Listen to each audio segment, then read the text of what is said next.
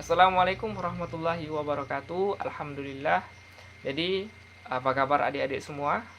Bapak harap dalam keadaan sehat walafiat, dalam keadaan baik. Jadi pada hari ini kita akan lanjut dengan materi kita tentang pertumbuhan dan perkembangan makhluk hidup. Jadi sebelum ke materi, alangkah lebih baiknya kita berdoa terlebih dahulu. Bapak akan memimpin doanya ya. Jadi sebelum memulai pelajaran kita pada hari ini, marilah kita berdoa menurut agama dan kepercayaannya masing-masing. Berdoa dimulai.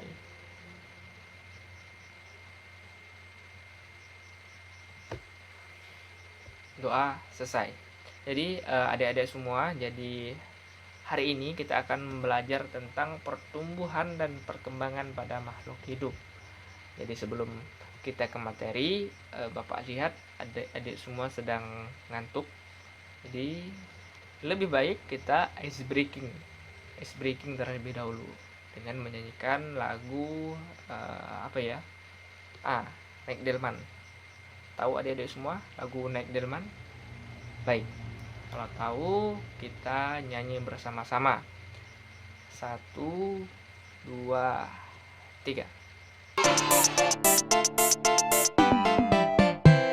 Pada hari Minggu ku turut ayah ke kota, naik delman istimewa, ku duduk di muka.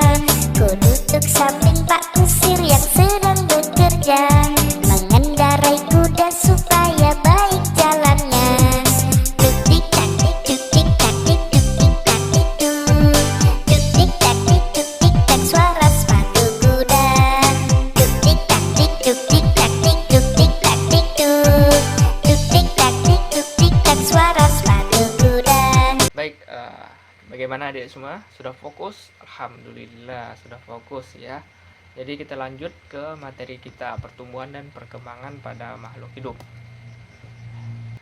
Jadi pengertiannya, pertama pengertian pertumbuhan. Pertumbuhan merupakan bertambahnya ukuran tubuh yang meliputi tinggi, berat, dan volume tubuh yang bersifat tidak dapat kembali bentuk semula. Jadi pertumbuhan ini merupakan proses di mana kita dari kecil hingga kita besar. Dari kita dilahirkan sampai kita ke tua nanti. Di mana pada proses pertumbuhan tidak akan ada namanya kembali ke bentuk semula. Paham kan? Tidak ada orang yang sudah tumbuh besar lalu kecil lagi, itu tidak ada. Begitu juga dengan hewan itu dari kecil, dari telur menetas sampai ke dewasa, sampai besar.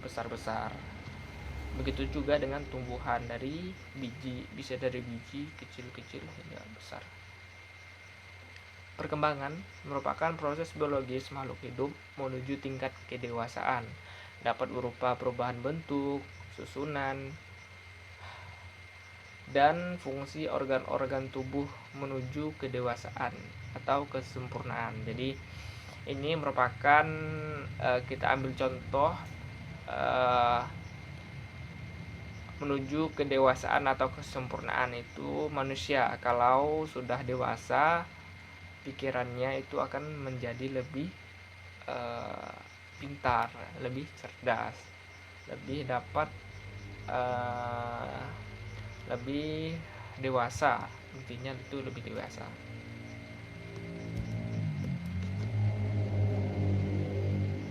Baik, lanjut. Jadi silakan lihat gambar pertama, kita analisis sama-sama. Makhluk hidup dan makhluk yang tidak hidup.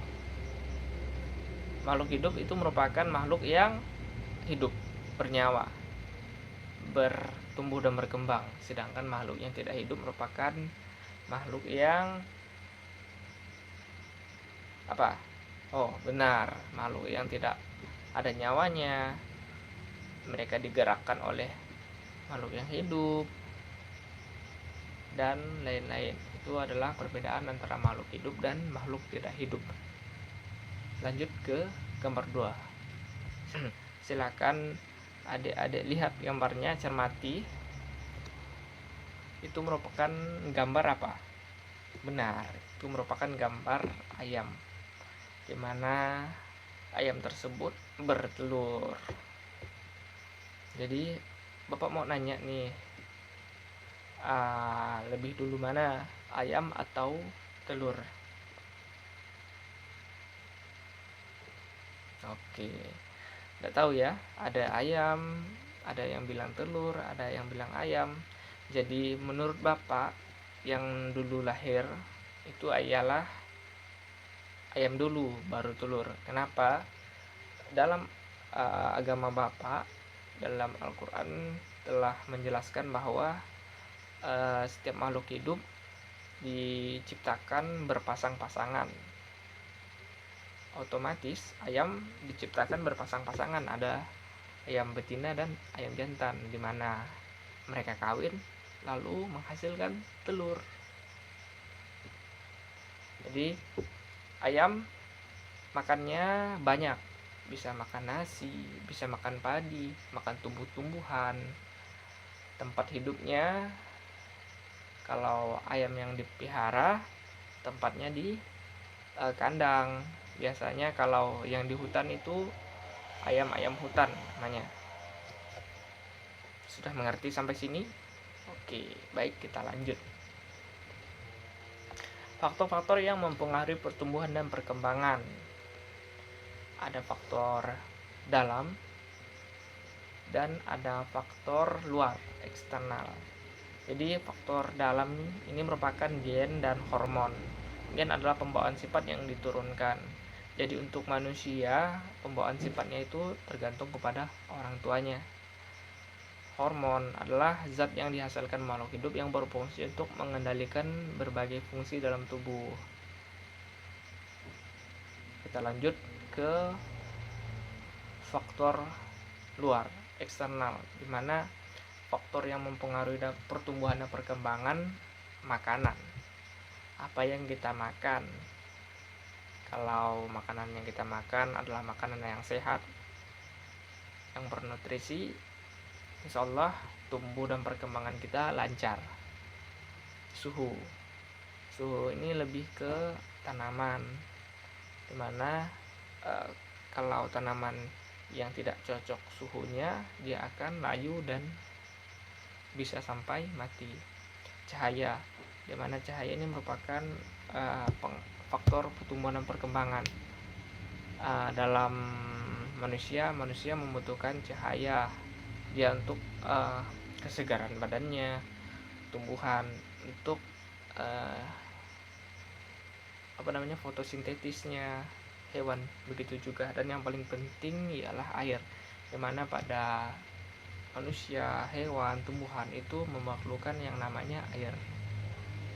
Air itu sangat penting bagi hewan, tumbuhan, dan manusia. Sampai di sini sudah mengerti? Bapak harap adik-adik semuanya sudah mengerti. Kalau belum mengerti, silakan tonton video ini berulang-ulang kali hingga teman-teman semuanya ngerti. Kalau tidak mengerti, boleh tanyakan nanti ke Bapak. Kita lanjut ke penutup. Jadi dapat kita ambil kesimpulan bahwa pertumbuhan dan perkembangan itu terjadi di setiap makhluk hidup, baik manusia, hewan, tumbuhan, dimana kalau kita sudah tumbuh tidak akan bisa kembali ke bentuk asalnya lagi. Jadi mungkin itu saja yang Bapak sampaikan, kurang lebihnya Bapak mohon maaf. Silakan materi ini dipahami betul-betul. Kita akan lanjut ke materi selanjutnya minggu depan. Jadi Bapak akhiri, sebelum berulang marilah kita berdoa menurut agama dan kepercayaannya masing-masing. Berdoa mulai.